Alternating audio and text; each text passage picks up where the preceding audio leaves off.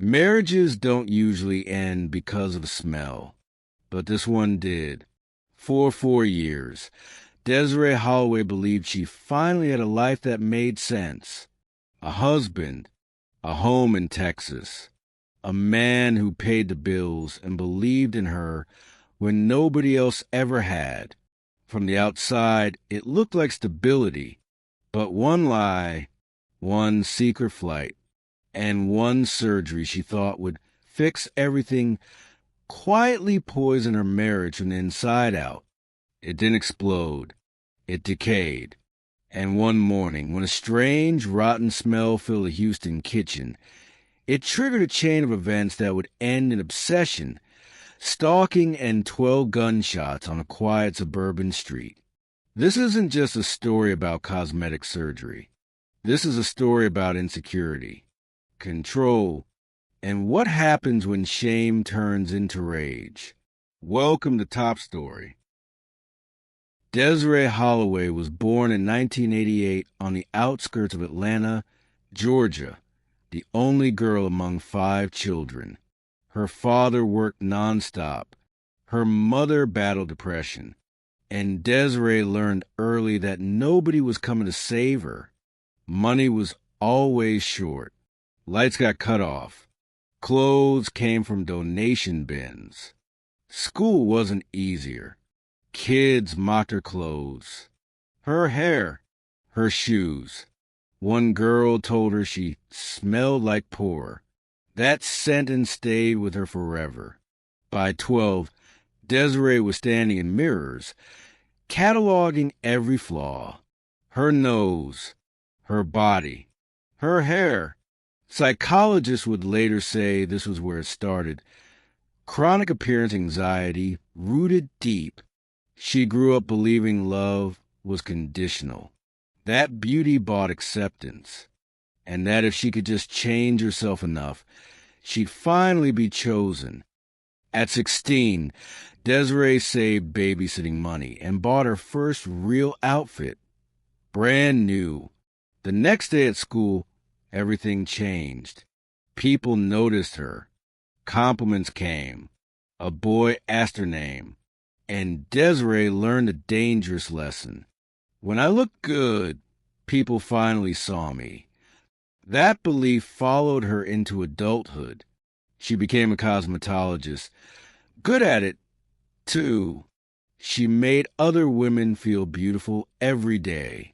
But at night, alone in her apartment, she still hated her reflection.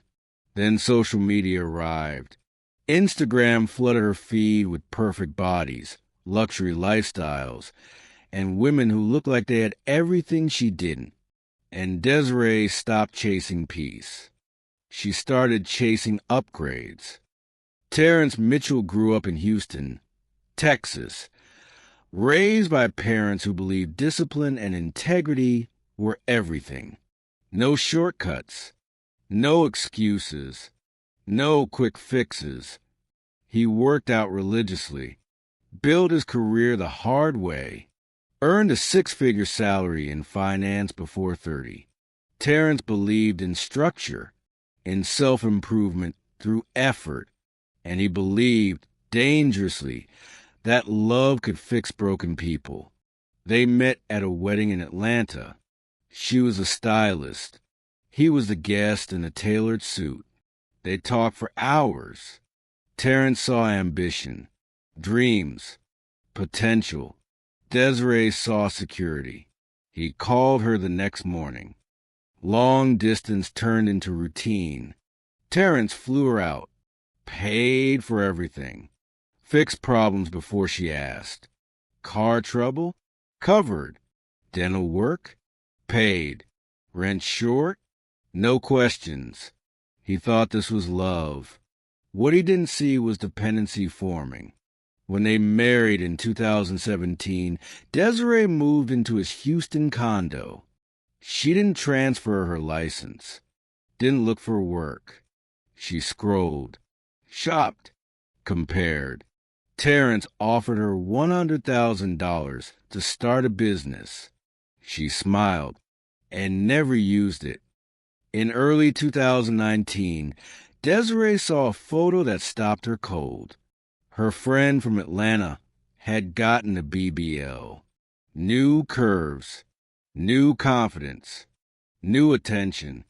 She showed Terrence. He shut it down immediately. No, absolutely not.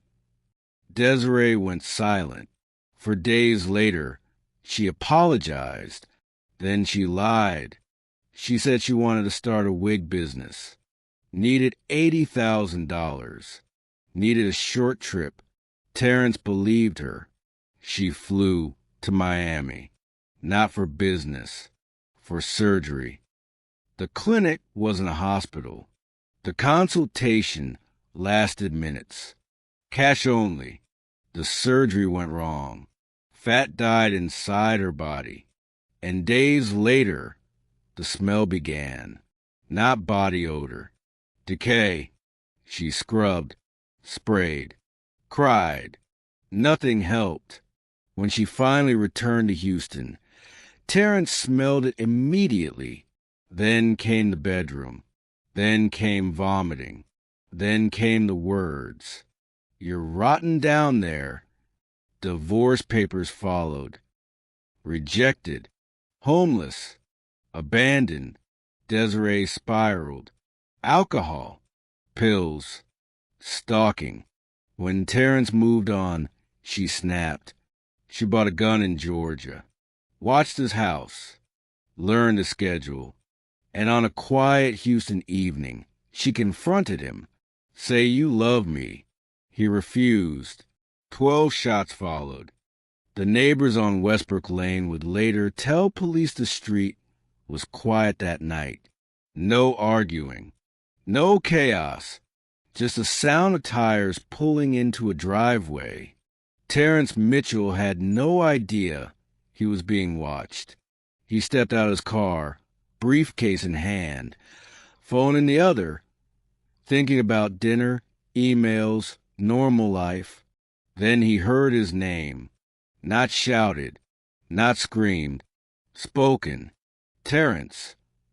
He turned, and standing under a streetlight was a woman he thought was gone forever.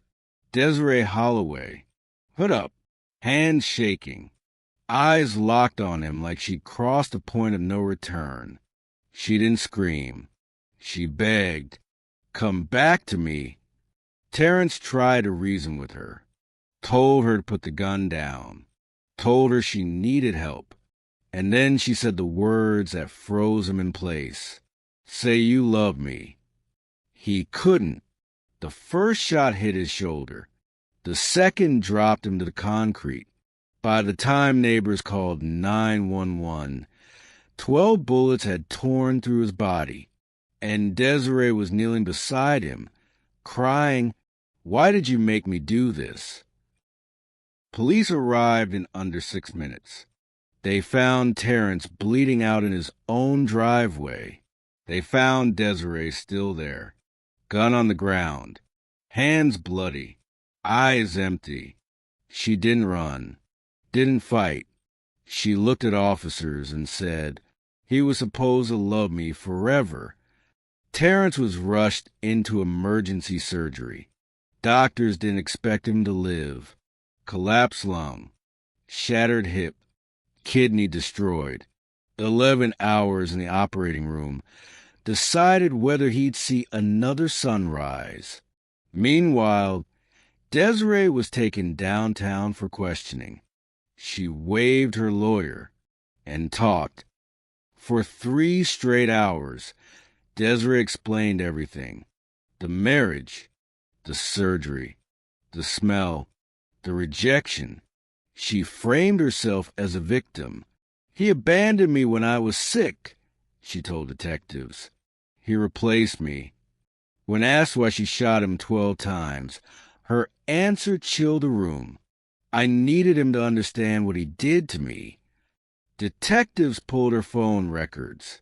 Months of stalking, fake accounts, photos of his house, his schedule, and one text message sent days before the shooting. If I can't have you, nobody will. That text destroyed any claim this was accidental. This wasn't a breakdown. It was a plan. The courtroom was packed.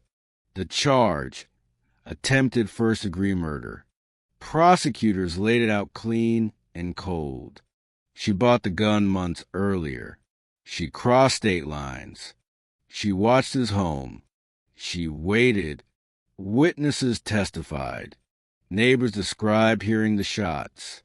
A former co-worker described receiving the warning text by accident and feeling sick to her stomach. Then Terrence took the stand, walking with a cane, every step slow.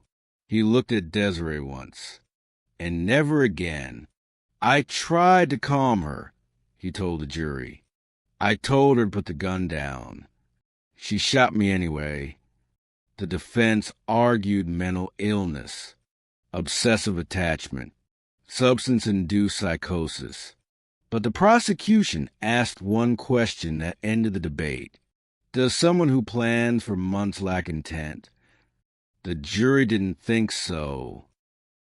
6 hours. That's how long it took. Guilty. Desiree showed no reaction, no tears, no shock, just a blank stare, like reality still hadn't caught up. At sentencing, Terrence spoke. I trusted her. I loved her, and she tried to kill me for it. The judge didn't hesitate. 35 years in Texas prison. Parole eligibility after 17 and a half. Desiree Holloway was led away in cuffs. She would be nearly 50 years old before she ever saw a parole board. Terrence survived. Barely. 7 surgeries. Months in the hospital. Years of physical therapy. He would never walk normally again. Loud noises triggered panic. Sleep came in fragments. But he rebuilt. He left high-pressure finance. Became a consultant. Married again, quietly. And today, he speaks to victims of stalking and domestic obsession. Trust your gut, he tells them. If something feels wrong, it probably is. Desiree remains incarcerated. Psychological reports say she still believes she was a real victim. She never accepted responsibility, never apologized. And the surgery that started it all? Gone. Reversed. Her body looks almost exactly the same as before. Only now, she carries scars and decade behind bars. This wasn't about beauty. It wasn't about surgery. It was about a woman who believed she wasn't enough and tried to force love instead of healing herself. Obsession doesn't start loud. It starts quietly, with insecurity, with control, with entitlement disguised as love. And when it's ignored long enough, it explodes.